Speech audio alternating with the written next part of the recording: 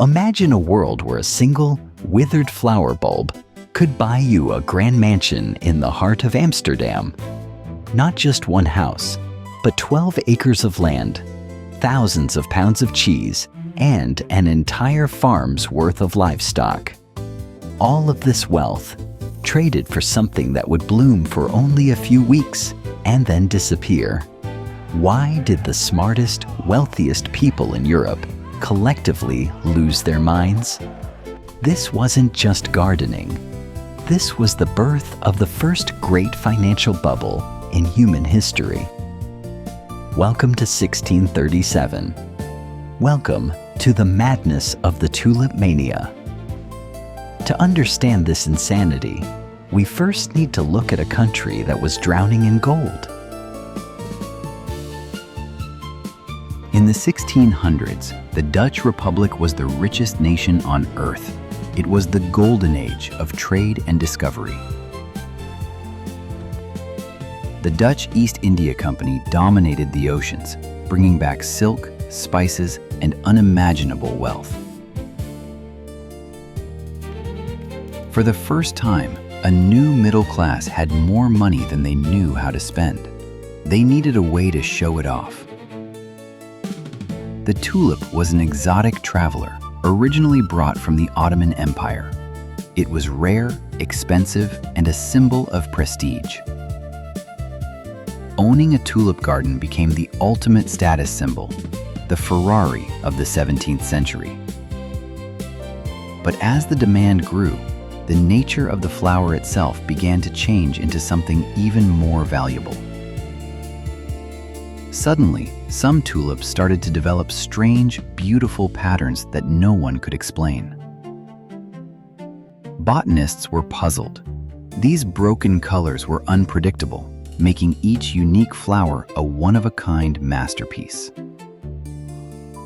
In the world of finance, scarcity creates value, and the most beautiful tulips were about to become the most expensive items on earth. The stage was set. Wealth met rarity, and the market was ready to explode. Today, we know the secret was a virus, the mosaic virus. It attacked the bulb and broke its solid color. This virus created unpredictable flame-like stripes. It turned a simple flower into a biological lottery ticket. The most famous of them all was the Semper Augustus. With its deep red flames on a snow-white background, it was the pinnacle of luxury. Because the virus made the flower weaker and harder to propagate, these varieties were incredibly rare.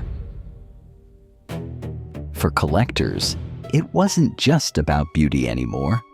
It was about owning something no one else could have. Every bulb became a gamble. You didn't know what you were getting until the flower finally bloomed. The virus wasn't just infecting the flowers. It was infecting the hearts and minds of the Dutch people. Word spread that the prices were doubling every few weeks. Greed began to replace reason. The limited edition nature of these flowers created a perfect storm for a speculative bubble. And soon, the trade would move from the gardens of the elite to the smoky backrooms of local taverns. But there's a problem. Tulips only bloom in spring. If you wanted to trade in winter, you had to trade nothing. This was the birth of wind handle, the trade of wind. People weren't buying flowers anymore.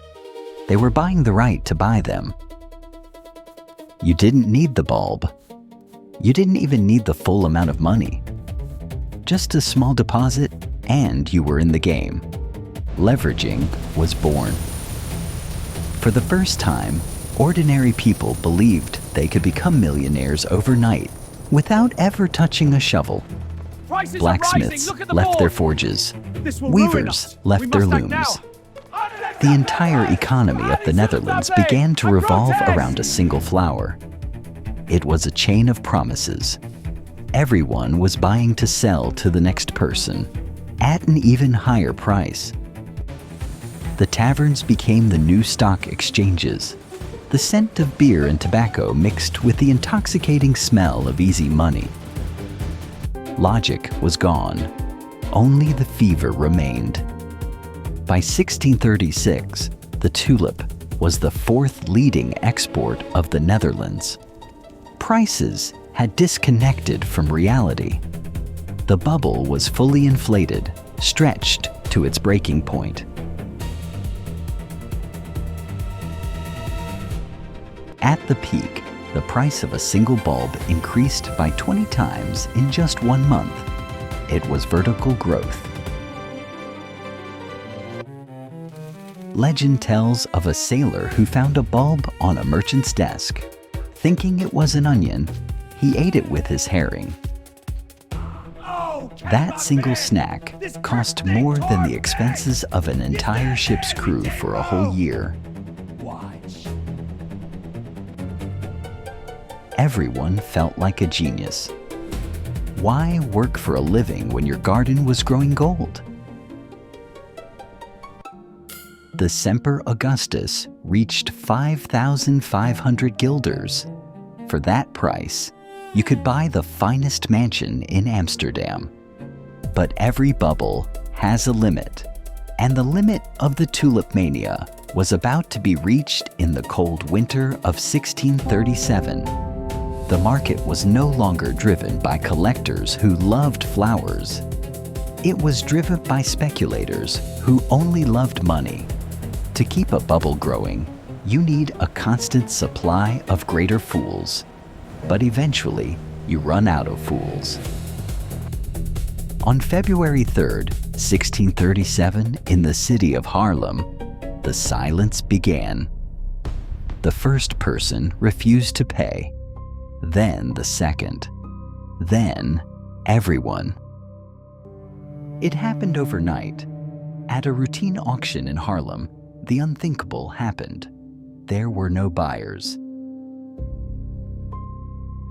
Panic spread faster than the plague. Everyone tried to sell at once, but there was no one left to buy. Within days, the price of tulips collapsed by 99%. The mansion was now just a pile of compost.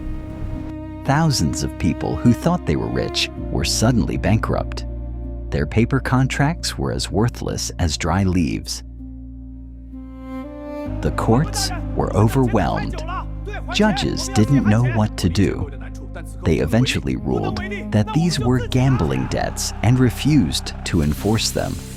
The social fabric of the Netherlands was torn. Neighbors sued neighbors. Friends became enemies over a flower.